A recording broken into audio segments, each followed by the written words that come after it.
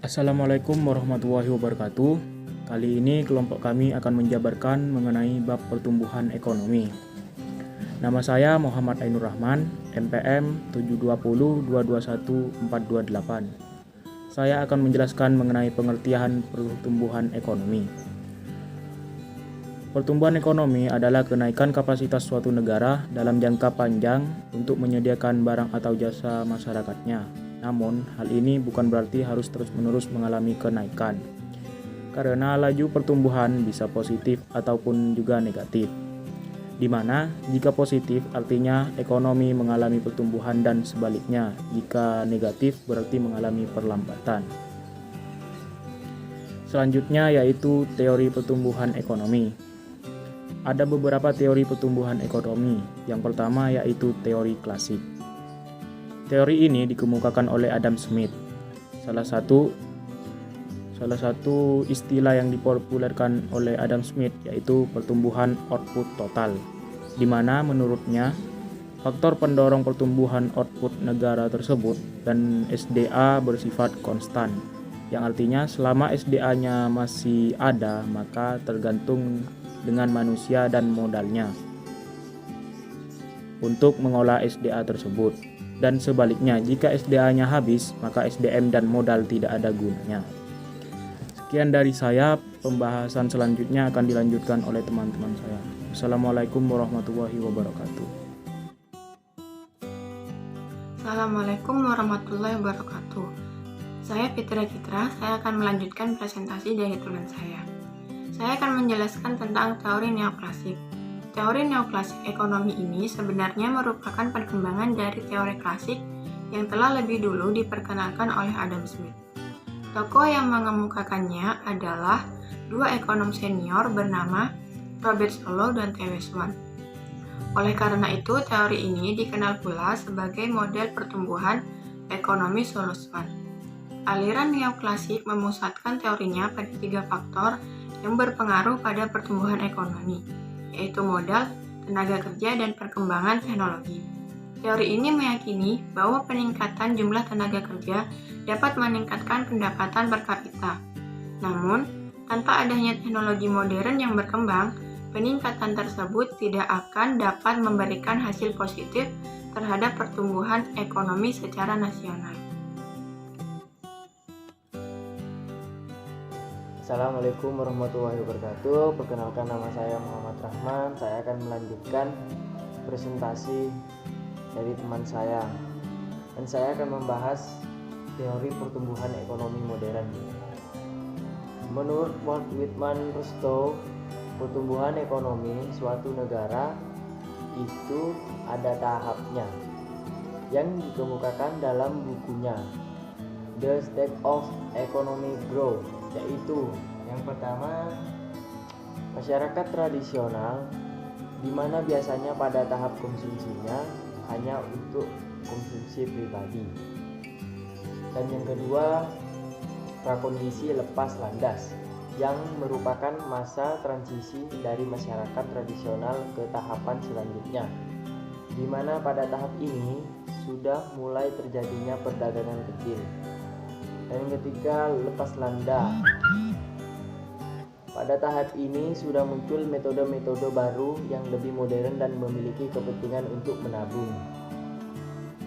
Yang keempat, menuju kedewasaan, di mana masyarakatnya sudah familiar dengan teknologi, sehingga bisa memanfaatkan faktor produksinya lebih efektif dan efisien, atau biasa disebut sebagai peralihan dari negara agraris ke negara industri.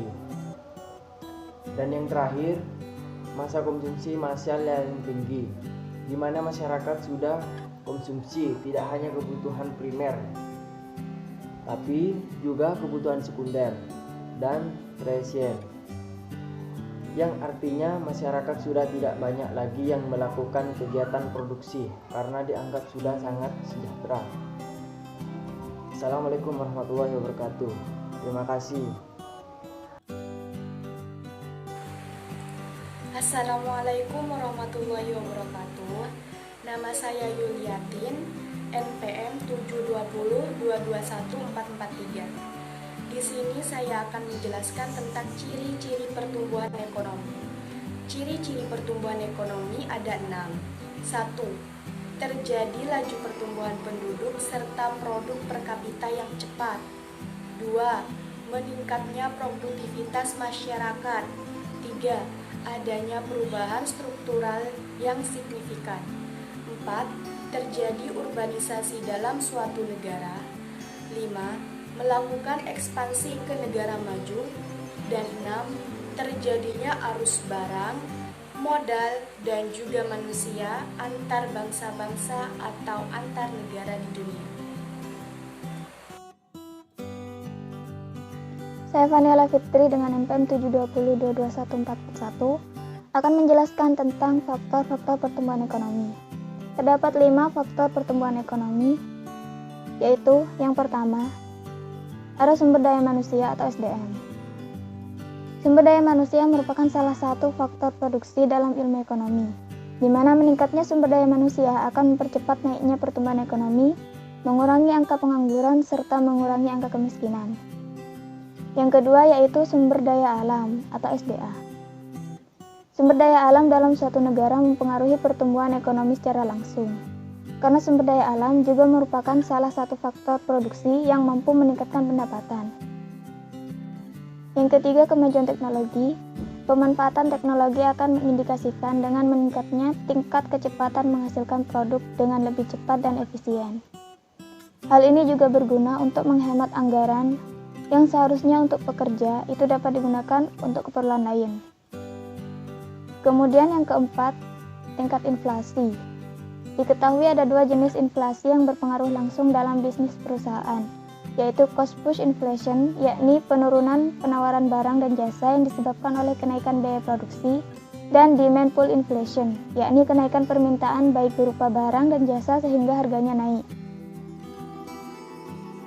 Dan yang terakhir, tingkat suku bunga, yaitu sebuah perusahaan atau usaha yang menggunakan modal pinjaman untuk meningkatkan kualitas perusahaan, di mana pada umumnya pinjaman tersebut memiliki suku bunga. Assalamualaikum warahmatullahi wabarakatuh. Perkenalkan, nama saya Joko Lesmono. Saya akan melanjutkan presentasi dari teman saya. Pengukuran pertumbuhan ekonomi. Yang pertama adalah produk nasional bruto atau gross national product. Produk nasional bruto yang disingkat dengan PNB atau gross national product yang disingkat dengan GNP adalah pendapatan yang diperoleh negara dalam jangka waktu tertentu berdasarkan pendapatan yang diperoleh oleh masyarakatnya. Cara menghitung pertumbuhan ekonomi dengan menggunakan PNB ini yaitu dengan cara melakukan sebuah perbandingan antara PNB pada periode yang berlangsung dengan PNB di periode yang sebelumnya. Seperti contoh, misalnya kita ingin mengetahui berapa pertumbuhan ekonomi di tahun 2021. Terlebih dahulu kita harus mengetahui berapa GNP yang didapat pada tahun 2021 dan pada tahun 2020. Kemudian cara menghitungnya yaitu GNP tahun 2021 dikurangi dengan GNP tahun 2020, lalu dibagi dengan GNP tahun 2020 dan dikalikan dengan 100%. Cukup sekian dari saya. Wassalamualaikum warahmatullahi wabarakatuh. Assalamualaikum warahmatullahi wabarakatuh.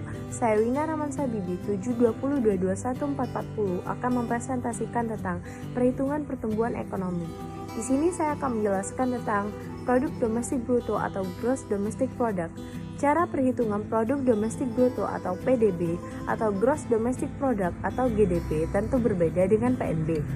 Jika PNB dihitung berdasarkan penghasilan yang diperoleh oleh masyarakat dimanapun mereka berada, maka PDB dihitung berdasarkan pendapatan negara berdasarkan teritorialnya.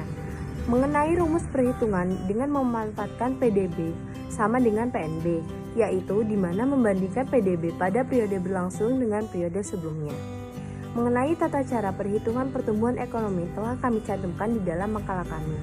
Mungkin itu saja yang dapat kami sampaikan, kurang lebihnya kami mohon maaf. Wassalamualaikum warahmatullahi wabarakatuh.